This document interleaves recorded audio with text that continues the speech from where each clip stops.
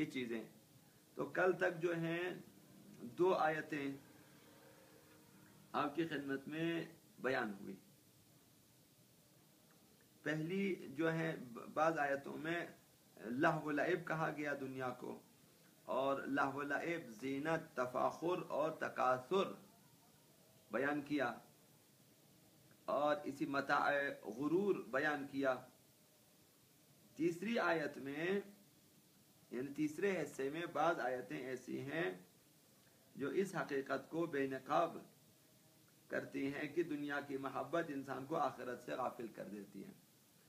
محبت دنیا انسان کو آخرت سے غافل کر دیتی ہے، یعنی ان کی ساری توجہات دنیا پر مرکوز ہو جاتی ہیں، اور ان کی ساری دوڑ دھوپ کا مقصد صرف دنیا رہ جاتا ہے. اللہ خدا متعال فرماتا ہے کہ یعلمون ظاہرا من الحیات الدنیا وهم عن الآخرۃ هم غافلون. وہ دنیاوی زندگی کے ظاہر کو ہی جانتے ہیں.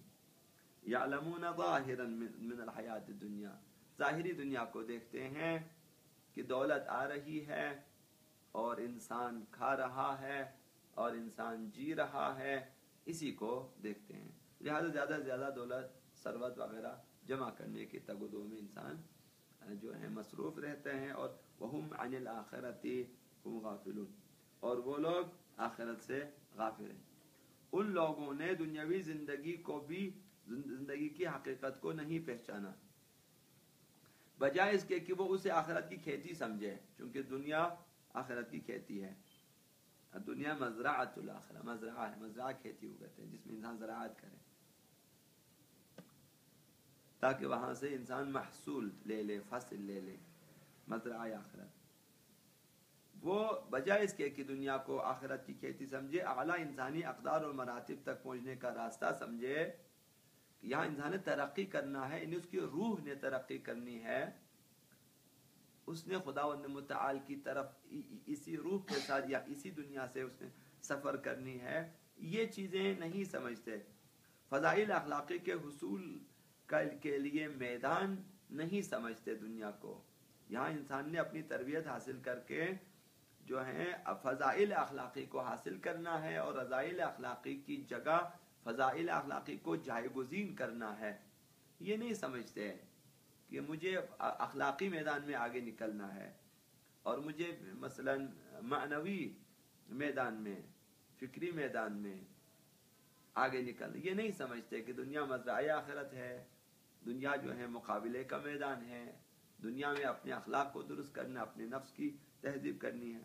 نہیں سمجھتے. انہوں نے اسے اپنا مقصود و مطلوب بلکہ کبھی معبود بنا لیتے ہیں کہ بس یہی دنیا ہے ہماری، تمام دوڑ دھوپ. لہٰذا کیا کرتے ہیں؟ انہیں قصہ عرض کروں گا. آج کا قصہ، ایک خاتون آئی، کہا کہ جو ہے ہمارا بیٹا مثلا فلاں شہر میں ہے اور فلاں ملک میں، اس کا ہوٹل ہے، ہوٹل چلاتا ہے. اب لیکن وہاں چونکہ کفار ہیں یا دوسرے غیر مسلم اہل کتاب وغیرہ ہی ہوتے ہیں جو سور کا گوشت کھاتے ہیں، لہذا ہوٹل میں سور کا گوشت پکاتا ہے وہ اور لوگوں کو کھلاتا ہے. اب ان کے پیسوں کا کیا ہوگا؟ اب ظاہر ہے.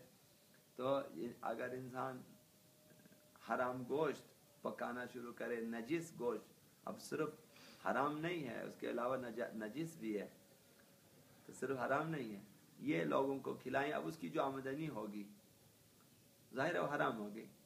اب وہاں کام کرنا، کمانا، لین دین سب حرام ہو جاتے ہیں. اب شاید وہ ایک ان کی ماں تھی، سمجھ رہی تھی کہ شاید اس کے بھی خمس وغیرہ نکالنے سے پاک ہو جاتا ہے. انہوں نے کہا یہ پاک نہیں ہوتے، برا سب ٹوٹلی اس کو جمع کرنا ہے آپ نے. اب جن مالکوں کا پتہ ہے، جن سے پیسے لیے، جنہوں نے کھانا کھایا، واپس کرنا ہے.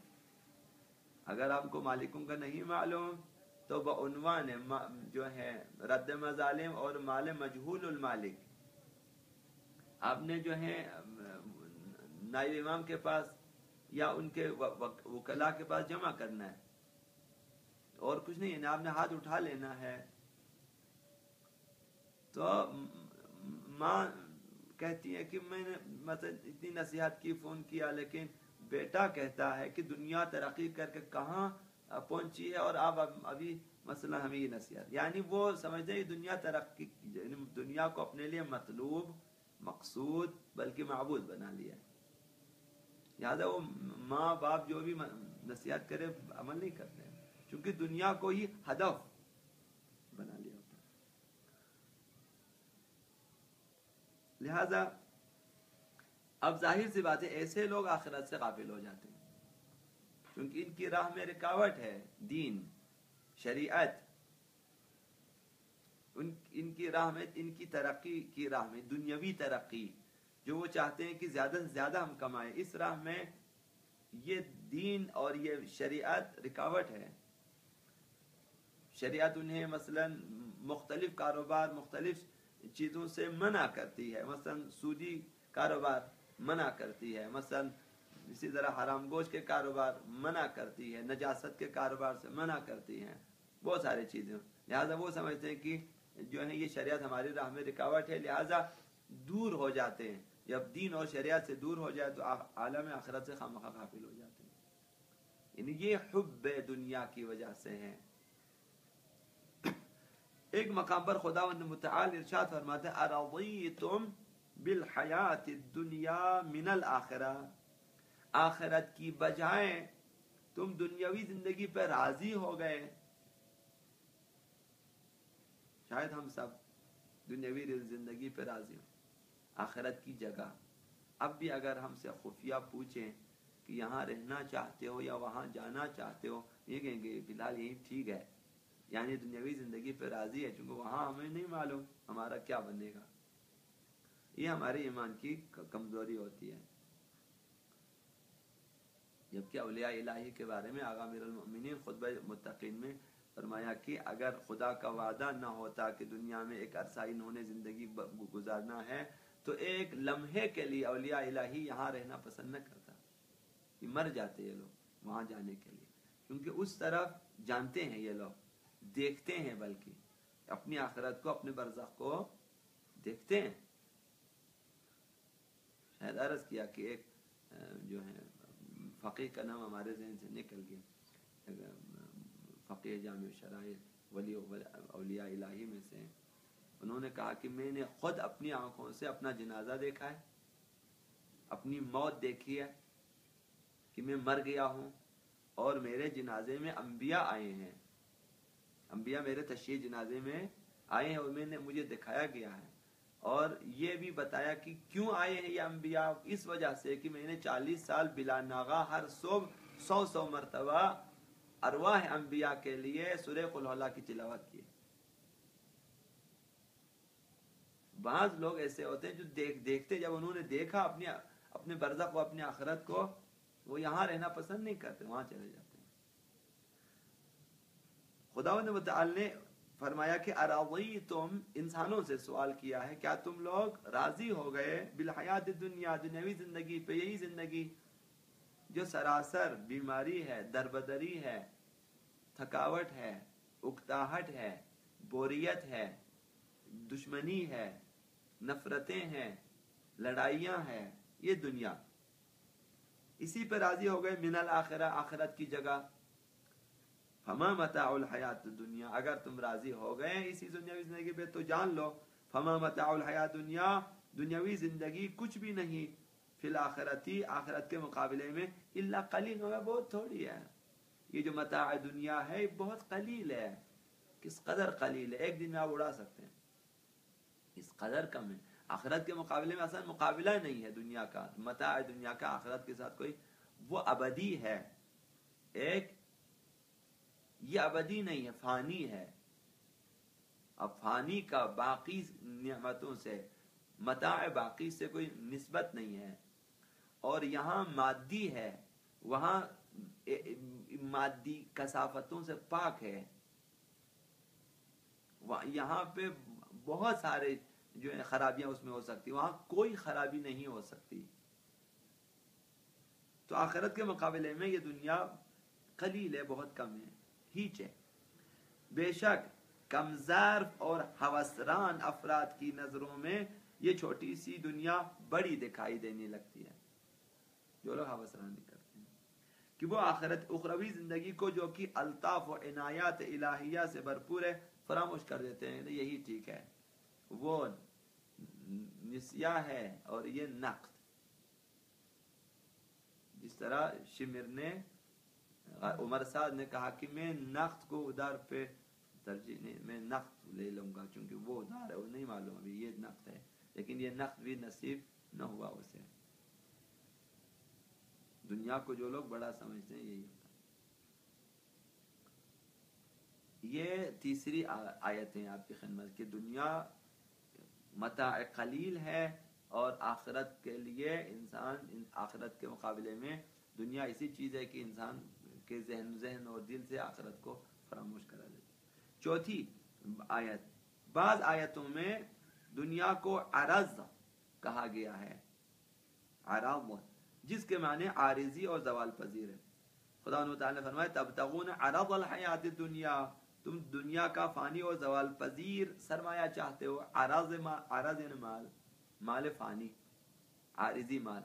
تم عرض دنیا چاہتے ہو. فعند اللہ مغانم کثیرہ، خدا کے پاس بہت زیادہ غنائم ہیں، یہ تو کچھ بھی نہیں ہے، تم اس پہ راضی ہو گئے. ایک مقام پر اللہ تعالیٰ اصحاب رسول صلی اللہ علیہ وآلہ وسلم فرمایا کہ تریدون عرض الدنیا، تم دنیا کی ناپائیدار دولت چاہتے ہو. عرض ان ناپائیدار اور عارضی چیز چاہتے ہو. واللہ یرید الاخرہ، جبکہ خدا تمہارے لیے آخرت چاہتا ہے، تم دنیا چاہتے ہو. خداوند چاہتا ہے تم آخرت کو لے لو کہ جو ہمیشہ کی زندگی ہے، ابدی نعمتیں ہیں. اسی طرح اور بہت سی آیات میں یہ بات واضح طور پہ نظر آتی ہے کہ مسلمانوں اور غیر مسلموں میں سے کچھ لوگ دنیا کی فانی اور زوال پذیر دولت کے حصول کی خاطر حرص اور طمع میں مبتلا ہو جاتے ہیں، جس کا نتیجہ یہ ہوتا ہے کہ وہ اعلیٰ انسانی صفات اور اللہ تعالیٰ کے قرب کے حصول میں ناکام ہو جاتے ہیں. بلا شبہ حقیقی اور پائیدار نعمت وہی ہے جو اللہ کے پاس ہے، اس کے سوا جو کچھ ہے سب فانی ہے اور عارضی ہے. یہ تعبیرات سب دنیا پرستوں کے لیے خطرے کی گھنٹی ہیں کہ خبردار اپنے عظیم انسانی سرمایہ کو زوال پذیر متاع دنیا پہ قربان نہ کرنا. لوگ اپنی دنیا کو قربان کر دیتے ہیں آخرت کے، اپنی جوانی کو قربان، جو کہ اس کا عظیم ترین زندگی کا بھی عظیم ترین جو سرمایہ ہوئی جوانی ہے، اس کو بھی دولت جمع کرنے پہ لٹا دیتے ہیں، اور پھر جوانی تو چلی جاتی ہے، دولت اس کے پاس نہیں رہتی، چونکہ پھر وہ اس کے پاس اتنی زندگی نہیں ہوتی کہ وہ جمع کی ہوئی دولت سے استفادہ کر سکے. کھانے کے لیے بہت سارے لوگ ہوتے ہیں، دوست احباب رشتہ دار وغیرہ سب ہوتے ہیں، اولاد، وہ اسی دولت کے بارے میں لڑتے ہیں، جھگڑتے ہیں، ایک دوسرے کو مارتے ہیں. لہذا جس نے کمایا اس کے لیے بھی بے سکونی کا باعث ہے، غم و غصے کا باعث ہے کہ جب وہ دیکھیں کہ میری دولت پہ میرے اولاد آپس میں تھانہ کچہری کرتے ہیں.